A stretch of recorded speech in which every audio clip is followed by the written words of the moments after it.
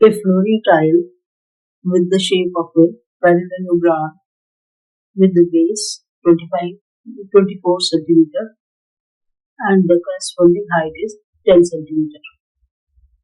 How many tiles are required to cover a floor of area 1080 meter square? Tile can be cut as per the requirement. Solution will be area of the parallelogram tile will be equal to base into height.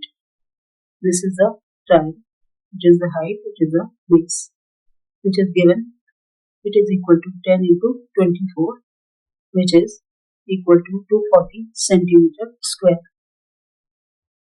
Now, area of the floor is equal to 1080 meter square.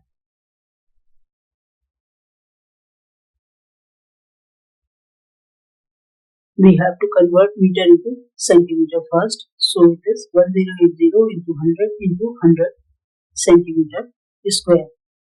So it will become 10800000 centimeter square.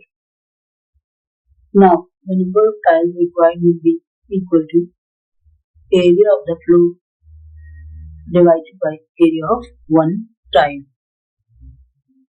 which is equal to 108 5 times 0 over 240. So number of tiles required will be 45,000. We need 45,000 tiles to cover the floor.